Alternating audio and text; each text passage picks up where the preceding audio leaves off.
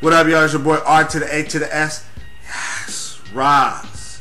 And today we are back for another edition of the Holy Culture Cypher.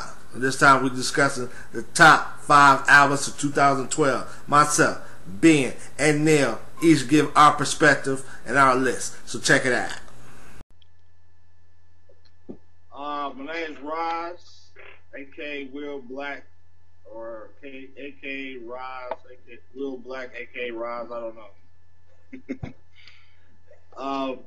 I run a YouTube site that centers on comedy and Christian rap reviews and commentary and a whole bunch of other stuff.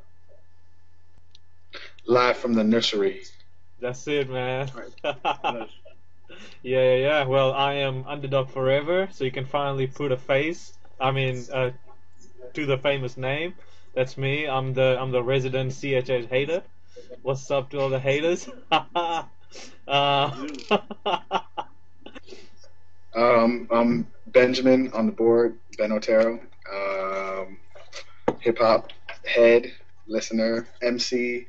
I'm with Christ-centric. Hopefully, I'll be coming out with an album at some point in 2013. Sometime before Detox. Yeah, way before Detox. So, just all around, a hip hop fan. So, all right, Raz, kill it, man. I would say that 1999 is still the best year in Christian hip hop, but I would say this is the second best year in Christian hip hop. I think there's a lot of solid albums that were out. I don't know if I go as far as classics that'll be here for years and years, but I think it was a lot of good, solid albums. Of course, we know Lecrae, what he's done and stuff like that. So I think it was a solid year, one of the best, not the best, but one of the best I've seen in a minute. Interesting. All right, Ben. It's hard for me to put it into perspective because from like 2005 to 2011, I didn't listen to hip hop. Right. Like, minimal. And so in 2011, I was just finding out who Lecrae was because I never even heard of it because I stopped.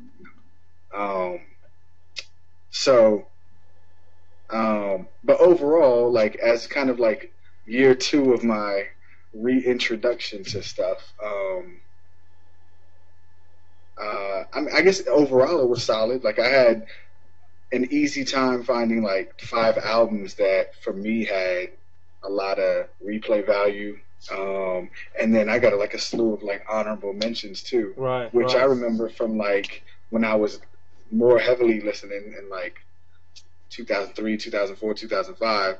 Like I would have had a hard time finding like 10 albums that I thought were decent. Right. So like the volume, there's a lot more volume, like a lot more people, like the industry is obviously bigger. But I do think that amidst all the kind of fluff, there's still like a lot of solid stuff that's been put out. So I guess 2012 was a good year. My top 5, I got number 5 is High Society. All right. The name was called Next, whatever. I don't know. Roman numerals. Yeah, the Roman numeral album. This was like the first super group that I really liked with Swoop and Show. I think their skills far exceeded everybody, of course, in that group, in my opinion. A lot, kind of controversial as well with the whole, the braggadocious rhymes. But I think they talk about a lot of topics that a lot of people didn't want to talk about, discuss. Yeah. Hip hop. I thought it was a good album, and you got Swoop and you got JR on production, so I thought it was a solid album. Number 4 was Swoop's Wake Up, obviously with the whole Kanye West influence stuff. My number 3, Stephen the Levite, Last Missionary. I'm not really into all lyrics and stuff like that. I'm not an East Coast cat like that, but I think just lyrically he's on like another level, and it's just I enjoy just listening to him just mainly for his lyrics. I think it's again I didn't like the mixing on this as well. I don't really Latmos. I don't really like the way they do their albums, the way it sounds sonic, with a couple of exceptions. But I really like this album. I come back to it. I mean, he can spit. I just love his flow, his cadence, all that, the Maltese and all that. So it was a dope album from beginning to end. Number two, of course, we got to go to Reach Records. You got to go with the homie KB Wait Story, man. Damn. That's crazy, bro. Why'd you play me like that? You played me hard. What's up, man? Wow. No. Number two, of course, it got to be Lecrae, Gravity. I think with Gravity was just a lot of pressure for him to come out with this album. I think he came through. I mean, I think the Watchmen did a good job. Of course, there was a lot of poppy stuff I wasn't really feeling, but I think overall, I think he stepped up. He made a lot of hit songs on here. Of course, the controversial stuff with what's his name, Big Crit. I didn't know how that was gonna turn out, but that turned out well, in my opinion, as well. So that was a good song. Yeah. So I mean, he took a lot of big risks, and I think it came through. Then number one, I gotta go with Timothy Brendo's Restoration. Oh wow! Okay. I think this is like the best of, I guess you could call it, quote unquote redemption albums. I know Ambassador the Truth did it, but I think this was the best one. I mean, he talked about his how he fell, but at the same time he was still able to be Timothy Brendo and weaving in and hit that lyrical theology as well. And I think sonically, I mean, he redefined himself. But I still could buy it. It didn't feel like he was just going the pop route. But at the same time, sonically, it was totally different than what we heard from him when he left hip-hop some years ago. So, that's true. I think overall, I thought this was just the best album to me this year. So, wow, number one. Wow, man. Even I would not put that album number one. So okay. That's interesting. Yeah. Any comments, Ben?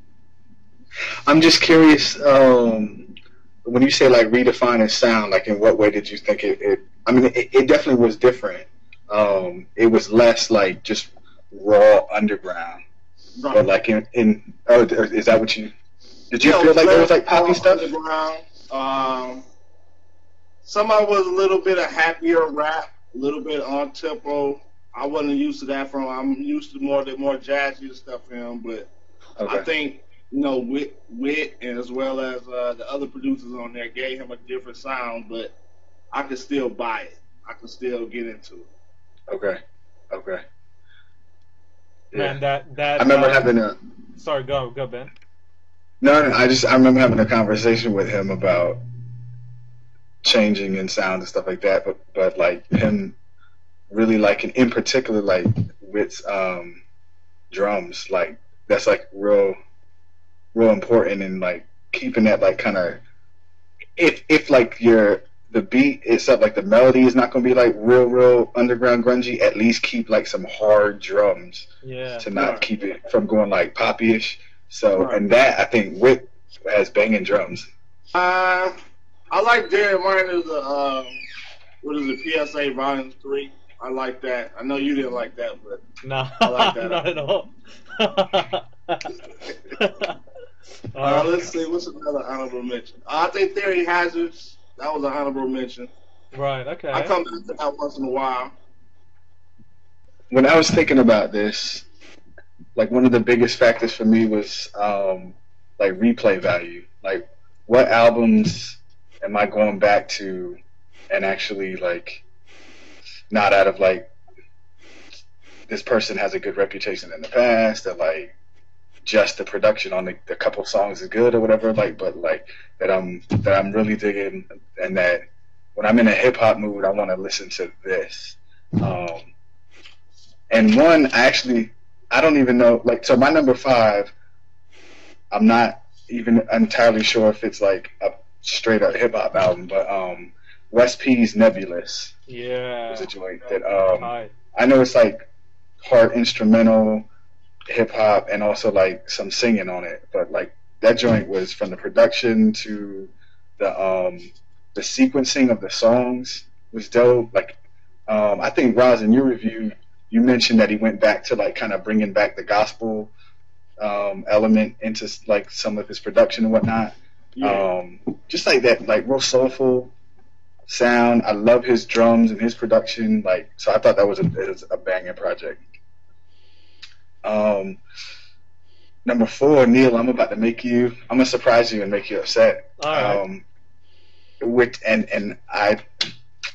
I'm surprised by myself, but I really, really liked The Good Life from Trip Lee. Oh wow. Yeah, like. Okay. Okay. So I like East Coast, like some gritty stuff, but I can dig like upbeat, like kind of uplifting stuff, and I felt like Candy cane stuff. songs like no, so stuff like War. It wasn't like happy song at all, but it had like a kind of upbeat type of feel to it. Willy Wonka beat. No, see, like, okay. I'm So sorry. what was, I'm sorry. Go ahead. That was the joint with him, Jai, on the song. Yeah. Like, he did, like, the whole, like, yeah, see, that was terrible. When Trip went, like, super sugary, like, Right. just cotton candy, like, it was bad, just bad. But his other stuff, like, I appreciate that he can have, like, semi-commercial-ish production, but he still can be lyrical on it. Right. And I feel like he's one of the dudes that can bridge the balance Right. between people who like good production and like catchy hooks, but also someone who's lyrical. So he's kind of like for me at least, like a decent like all-around package. So and you know, for whatever reason, I found myself every once in a while going back to the album and listening to it. So I was like, all right, Man, yeah, that is very interesting. I mean, mind you, like I think he had the best Christian single I heard this year with that Lecrae song. That was epic. That song he did with the real weird kind of beat, whatever it's called. That Lecrae song he had right at the start. I think it was like a second track or the third track on the CD. Oh yeah, I'm good. Oh yeah, that song, man. That song was epic. Like, but apart from that song and the intro song, I deleted everything else. Like, because like even for example the names, like for example when it says War, like you're expecting something like I'm Good beat, and it comes with this like little guitar acoustic little like John Mayer type. Like it's just a real. But he had Man, come he had on, that it's like. true. It felt like he had that. I don't know if it was like a Bob Marley sample. This is what, yeah, wasn't that? Well, like kind of West Indian vibe to it. I was feeling that joint, man. It was like it was almost like after the war is fought, like sort of like the bodies are dead and you're like sitting there reflecting on it. I don't know. For me, like the sound fit the topic. It didn't necessarily have to be like Gladiator, I'm about to take my sword out and chop some heads off. That's hilarious. I'm looking at my list because I was debating whether to include that one on that album. So I was like, all right, let me go back and look at like just write, you know, like plus X or like 2 plus or double X if it was like terrible. And that was one of the joints that I was like, that was my favorite song on the whole album. Wow. The war joint, yeah. Okay, fair enough. Anyway, moving on. All right. Beautiful Eulogy was my number 3. Satellite Kite. I really dig Cortland Abano's production. I like when there is a consistent sound, like a theme through an album, but not necessarily like if it becomes like monotonous. So I felt like there was like a consistency, but enough variety as well in his production. I love his use of like bass guitars and like odd, like kind of not like Timberland in like the poppy sound, but like Timberland using like odd sounds, like a like a rattle or like a cat or a horse, neighing or something like that. I like the way that he uses just like, it's almost like he went into his kitchen junk drawer, just found stuff and turned it into like a dope sound. Yeah. I like that. And then I felt like they addressed stuff that has been talked about before, but they brought like a maturity. So like when I listen to it, I don't feel like there's certain labels or certain groups that you listen to it, I feel like I have to like channel my inner 16-year-old to like. I feel like with Beautiful Eulogy, like you can listen to it and just be a man. Like it was like grown-up music to me. And the sound too, like it doesn't, I hate anthem music. Hate it. And I like the fact that this was like a mellow, sit down, bob your head, grown folk album to me. So right. My number 2. Let me guess, Stephen the Levite. No. Oh, okay. No. My number 2 is actually Giano, B-sides and remixes. Oh, okay. Okay. I listened to it a while ago, thought it was cool, set it down. I've been listening to it, then I kind of picked it up later, and I just kept listening to it. And man, like, I love this dude. Like, his Sorry album is in my honorable mention, and like, if it wasn't for the fact that there's like no hooks on it, it's just like raw spitting, I think it might have been like, it felt a little bit more like a mixtape. But with B-sides, I love the production. It's like it's varied. It's got diversity. He touches on a diversity of topics. He's one of those dudes that talks about stuff in kind of like he's like a little bit more metaphoric, kind of a little more poetic. You got to listen to his stuff like 3-4 times to like really listen to it. But he's lyrical enough, thoughtful enough that I actually want to listen to it 3 or 4 times to get what he's saying. Where other guys, I do feel like one of the things about like some other underground guys is like they're so like metaphoric and like not straightforward. But I don't like the production enough. I don't like their delivery enough to like get through 4 listens or to read the lyrics to like get all they're saying. I feel like Giano, his delivery is dope. He's a beast lyrically and with schemes and stuff like that. I mean, this was, I think if 2012 was like 3 or 4 months longer, that might have been my number 1. Yeah, that's true.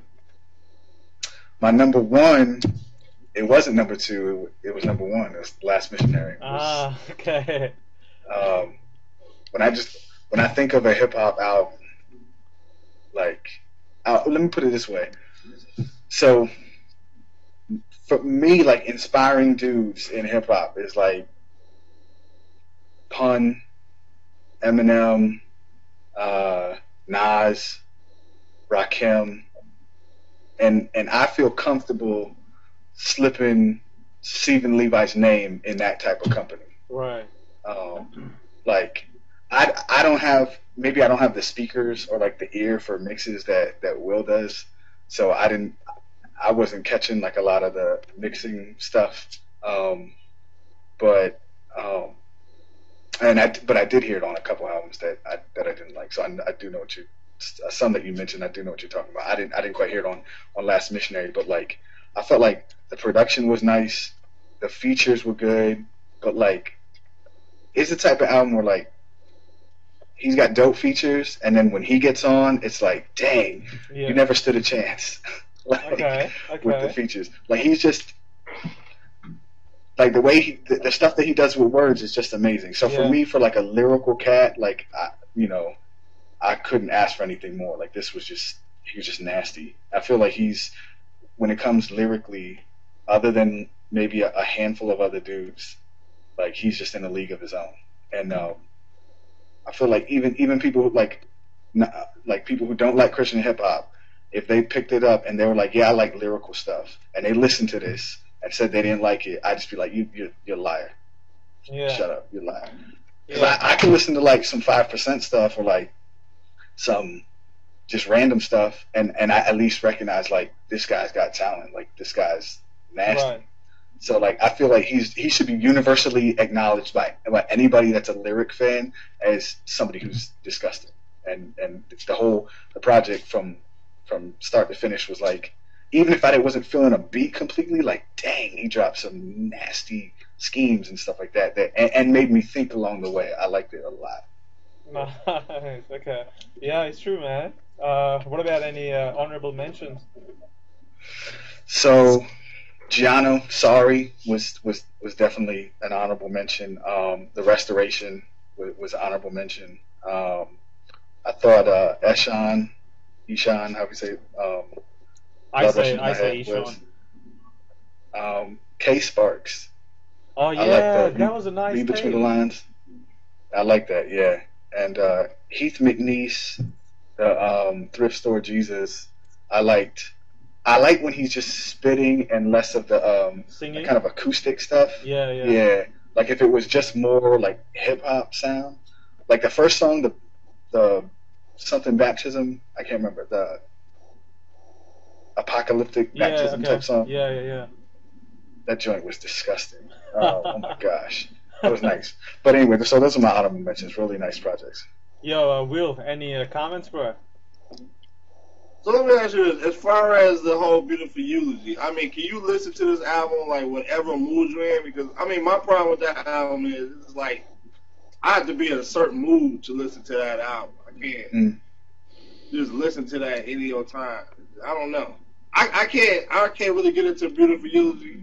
I'm used to the old Braille and stuff like that, so I've been listening to Braille for years, and it's just this folk music Braille. I can't really.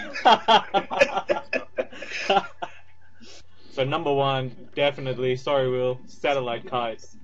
My goodness, that album, what can I say? I played that album so many times, and especially on my trip to France, man, like that album did not leave my car. I don't know, maybe it was just a perfect album when I was driving through the countryside, when I was just relaxing in my hotel room with the wine glass, whatever it was.